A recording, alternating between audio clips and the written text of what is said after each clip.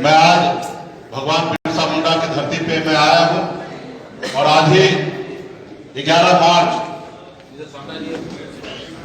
को अमर शहीद जुब्बा सहनी जी का शहादत दिवस।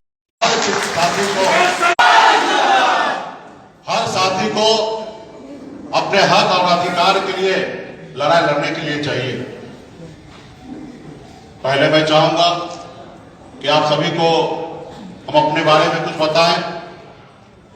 मैं गरीब मछुआरा परिवार में जन्म लिया और आप समझ सकते हैं जिसके घर में पिताजी दादाजी का मछली मारने का काम हो, उस घर में बच्चे का पालन पोषण किस अभाव में होता होगा, ये आप सबसे बेहतर और किसी को नहीं पता होगा। लोग कहते हैं ना कि यहाँ पे हजारों समस्या है, जहां हजारों समस्या है वहीं पे हमारा जन्म हुआ। बचपन बहुत ही अभाव पे बीता। 18 साल की उम्र में, जिस उम्र में बच्चे को खेलना कूदना होता है, स्कूल कॉलेज जाना होता है, अपने परिवार के साथ रहता है, उस उम्र में अपने घर परिवार को छोड़कर 2000 किलोमीटर दूर मुंबई जैसे शहर में मैं पहुंचा। वहां पे मैंने मजदूरी किया, मेहनत किया। 900 रुपए महीने पे मैं नौकरी करता था, रहने के लिए घर नहीं था। और आप समझ सकते हैं कि हमने कितना संघर्ष किया होगा। उसके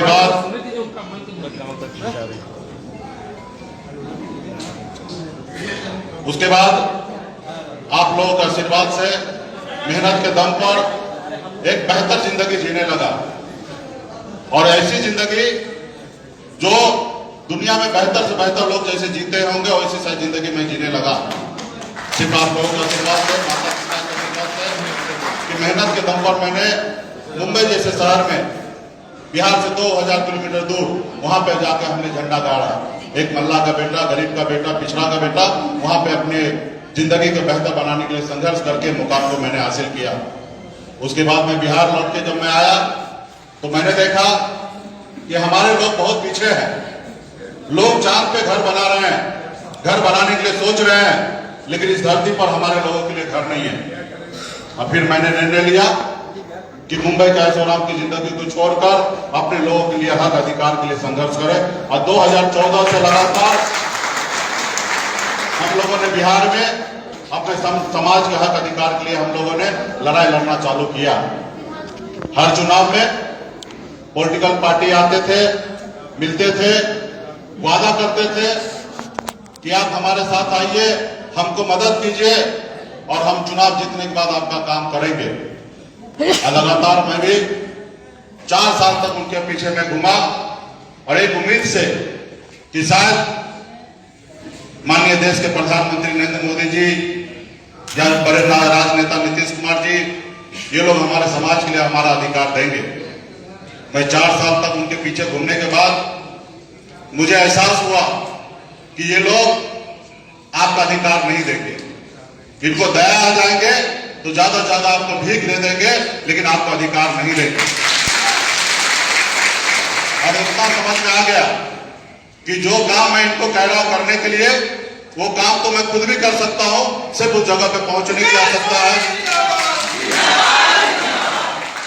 उस जगह पे पहुंचने के लिए धन दौलत की आवश्यकता नहीं है, उस जगह पे पहुंचने के लिए वोट की आवश्यकता है। और वोट हमारे पास है। आपका वोट का कीमत उतना ही है जितना देश के प्रधानमंत्री का वोट का कीमत है, उतना ही वोट का आपका कीमत है। लेकिन दुर्भाग्य है कि हमारे लोग वहां पे नहीं पहुंच पाते हैं। हम अपने लोगों को वहां नहीं पहुंचा पाते और इसलिए आज हमारा ये दशा दिशा है। और हमने निर्णय लिया, हमने 7 दिन तक पटना में हमने अनशन में बैठा, लेकिन सरकार सुनने का काम नहीं किया। और फिर मैंने 2018 में पॉलिटिकल पार्टी बनाया और संघर्ष करना चालू किया। और पूरे बिहार के निषाद के सभी उपजाति, बिंदुदार, नुनिया, मला, केवट, हमारे 50 नाम से हम जो जाने जाते हैं, सभी ने अपने एक पैर पे खड़ा हुआ और मजबूती से अपनी शक्ति दिखाने का हम लोगों ने काम किया। 2019 में यूपीए के साथ गठबंधन हुआ, 3 सीट पर हमने चुनाव लड़ा, तीनों सीट हमने चुनाव हार गया। उसके बाद हम लोगों का हौसला नहीं हारा, सिर्फ चुनाव हमने हारा लेकिन हौसला नहीं हारा। और फिर उसके बाद हम लोगों ने फिर मजबूती से अपनी का मैं आज मंत्री हूं। आज बिहार सरकार कह सकते हैं कि आपका है। आजादी के 75 साल के बाद पहली बार हिंदुस्तान में किसी निषाद का बेटा ने बिहार में मुख्यमंत्री बनाने का काम किया। आज भले हमारे पास 40 विधायक है, लेकिन जिसके पास 74 है उससे कम नहीं है। आज जितना 74 वाले के पास पावर है उतना ही 4 वाले के पास भी पावर है।